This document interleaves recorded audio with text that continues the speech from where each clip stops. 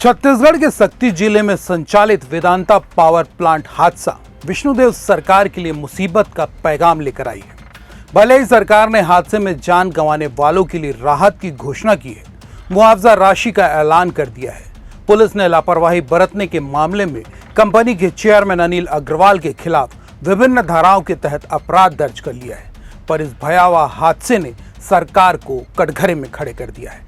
CGNN live में आप सभी दर्शकों का स्वागत है। मैं हूं अभिषेक दुबे। छत्तीसगढ़ के लिए 14 अप्रैल 2026 उस काले अध्याय की तरह है जिसे चाहकर भी नहीं भुलाया जा सकता। 14 अप्रैल दोपहर करीब 3 बजे सक्ती जिले में संचालित वेदांता पावर प्लांट के भीतर एक ऐसा धमाका हुआ जिसकी गूंज ने राजधानी रायपुर ही नहीं बल्कि दिल्ली दरबार को भी हिलाकर रख दिया। वो गूंज थी एक साथ 6 मजदूरों की मौत की, जिनकी संख्या देखते ही देखते 20 हो गई। वो महज 20 जिंदगियां नहीं थी बल्कि 20 परिवारों के पालनहार थे जिनकी इस हादसे में बलि चढ़ गई। 20 सुहागिनों का मांग उजड़ गया तो 35 से ज्यादा बच्चों को इस हादसे ने यतीम कर दिया।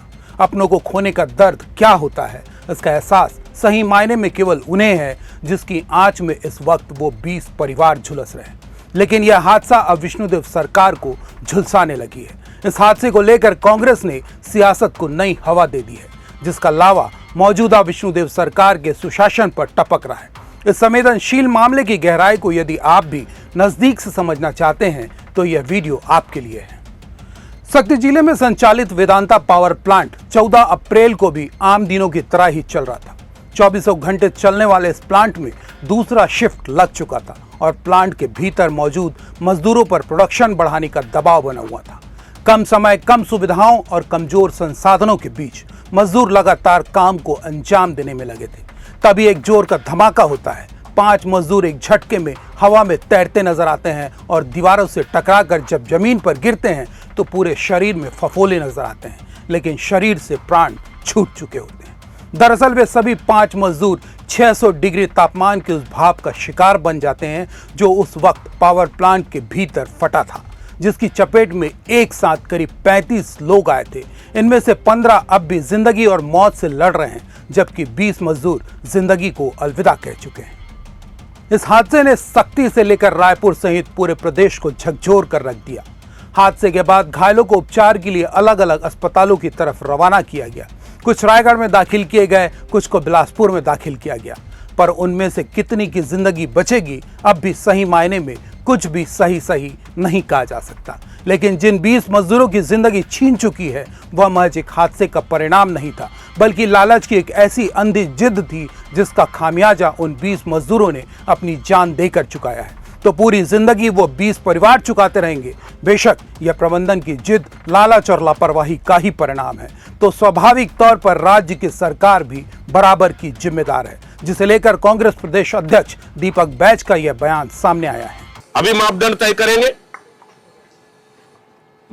करेंगे, उस आधार पर पार्टी इस पे जांच करेगी। लापरवाही है कहीं ना तो कहीं प्रशासन का बिल्कुल जवाबदारी है सरकार और शासन और प्रशासन की।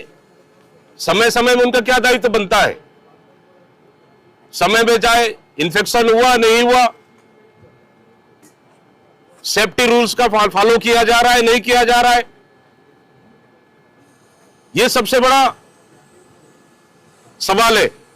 शासन और प्रशासन सिर्फ खानापूर्ति कर रही है। मैं समझता हूं शासन और प्रशासन अगर गंभीर रहती, मैं समझता हूं इस तरह की घटनाएं नहीं घटती, घटनाओं को रोका जा सकता था। इस 2.5 साल के अंदर बहुत सी घटनाएं घटी है और आम मजदूर मारे गए हैं, लेकिन शासन और प्रशासन को कोई फर्क नहीं पड़ता।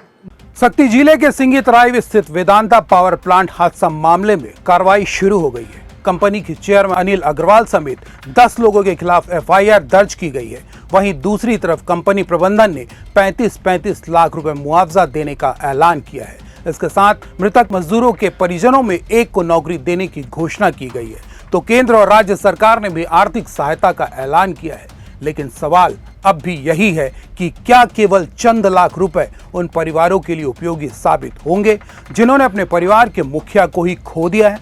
सवाल यह भी है कि क्या राजनीतिक घेराबंदी या सरकार को कटघरे में खड़े करने से उन परिवारों की मुसीबतें कम हो पाएंगी।